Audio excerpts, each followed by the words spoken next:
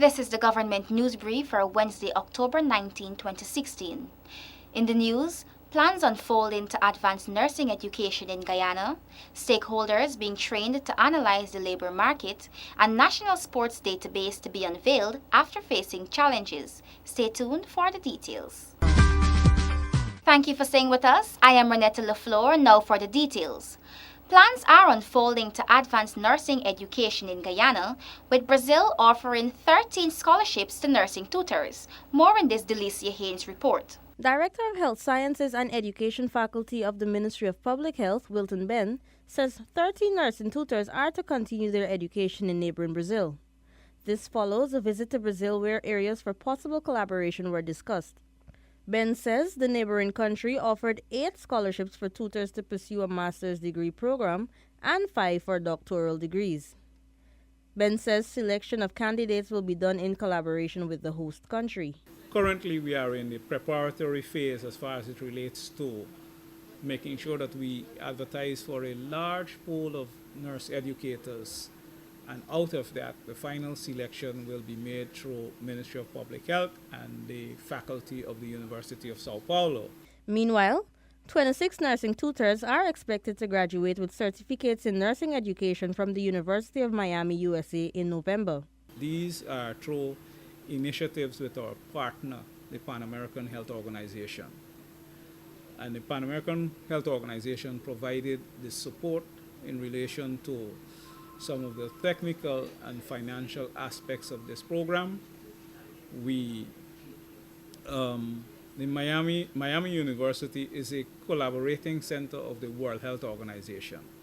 And so this center was responsible for facilitating the conduct of this course. These programs are geared towards equipping nursing tutors and educators to effectively train nursing and allied health students. For the Government News Brief, I am Delicia Haynes. Public and private statisticians are being trained to analyze labor market data. This is part of a regional project that would see Guyana being able to easily provide labor market information to other sister CARICOM countries. We have the details in this report. Statisticians in the public and private sectors are being trained to use data to understand the local job market. Assistant Chief Labor Occupational Health and Safety Officer Lydia Green says this will help participants to use the labor market information for planning and policy development. A labor market information system is critical as it aids informed decision making, critical to solving many problems we face. Let us not lose sight of the fact that you, the statistician, the technical professionals here, can offer essential insights into determining which data and conclusions are reliable. Chief Statistics Officer, Ministry of Social Protection, Ivelaw Henry, says that coming out of the training would be a reliable market information system that is critical for Guyana to function as a CARICOM partner. The ramification of this development of the labor market information system is one whereby the ability of countries to know what skill exists will be measured, and we will develop our skill level to suit the needs within CARICOM, right? We're not going to be doing guesswork as not modern and what is acceptable. CARICOM's representative, Dr. Olivia Smith, says the workshop is one of the several activities on the project for the establishment of labor markets information systems for the region. She added that this is necessary to improve data collection and retrieval in order to effectively monitor the economic performance of the labor market. The Conference of the CARICOM Heads of Government at its 31st intersessional meeting in March 2010 mandated the development and adoption of a regional project to build a regional electronic network for labor market information systems and statistics, and to strengthen the management capability within member states. The 2-day training will also help participants to identify their strengths and weaknesses, aid job seekers and employers, and facilitate information sharing to concerned parties.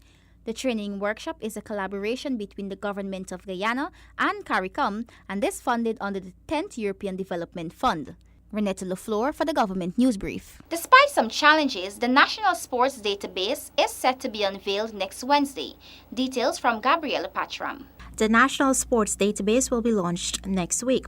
Director of Sports Mr. Christopher Jones says this sports database will feature athletes from various disciplines, monitor their training and other development. However, Jones states that there have been some hiccups along the way in obtaining information from the respective entities.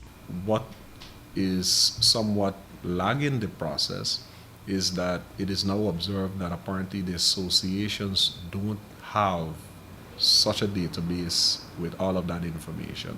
Whereas when we spoke with them, we were given the assurance that yes, we have that side of information, which is worrying because it then lends to the argument that we at the Sports Commission have been asking them in terms of how do you select who represents the country regionally or internationally.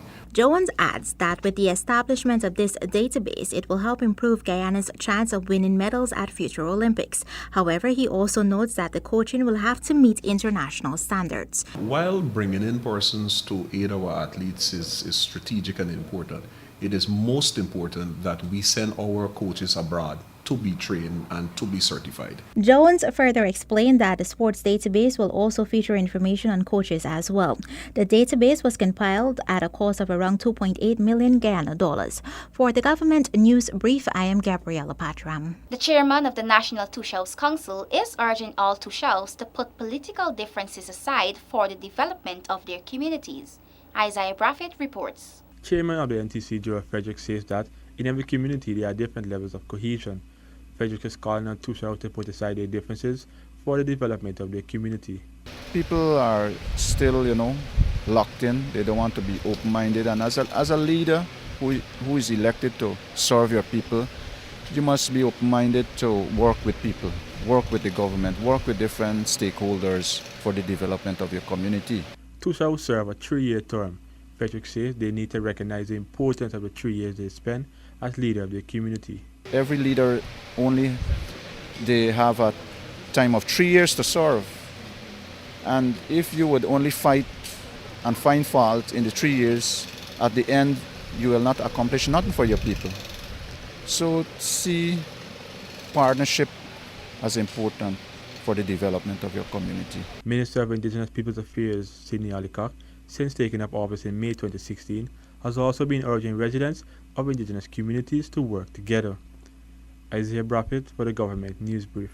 After 2 years of collaborating with the Fisheries Department of the Ministry of Agriculture, the Cartana Aquaculture Farm is set to export more than 20,000 pounds of filleted tambaki to the United States of America. More in this Paul McAdam report. The fish farm, which focuses on the production of the native Brazilian tambaki species, is located at Bushy Park in West Purbeese. It is jointly owned by Jeffrey Fraser and aquaculture specialist Ray DeWandel. DeWandel says that the farm currently sells about 5,000 pounds of fish on the local market and has recently entered into an agreement to supply its first shipment of 22,000 pounds to a U.S. buyer. Of course, all the U.S. Buyers are going to pay in U.S. dollars. And what they're paying for the fillet, so a container, it's going to be worth several $1 million. There are plans to expand the 25-acre fish farm to approximately 300 acres. DeWandel says that the farm provides full-time employment for persons in the community and hires part-time as help is needed. We have 10 local people working on the project and with processing about 20 part-time employees. And when we start the container, that'd probably go up to about 50 part-time employees. Right now we have about $1.6 million U.S. dollars invested in the fish farming portion. And a lot of that has been in marketing and developing, but a lot also in infrastructure, ponds and buildings and machinery and vehicles. Since its establishment in 2014, the aquaculture farm has been receiving technical and other assistance through the Government of Guyana's Ministry of Agriculture's Fisheries Department. Permanent Secretary of the Ministry of Agriculture, George Jervis, pledges continued support. I am also very pleased that the Fisheries Department of the Ministry of Agriculture has been working closely with you, and I will pledge the support of not only the Fisheries Department but all other departments and agencies of the Ministry of Agriculture to work with you to ensure that your project is successful, and I urge you to share your success with other farmers. Aquaculture involves cultivating freshwater and saltwater fish under controlled conditions. It is being encouraged as an alternative to oceanic fishing in light of the deep water fish stock facing possible depletion and contamination. Paul McAdam, Government News Brief. We have come to the end of today's edition of the Government News Brief. The details of these and other stories can be found on GINA's website. GINA has an active Facebook page, and we encourage you to visit and like us so you can be informed as the news unfolds.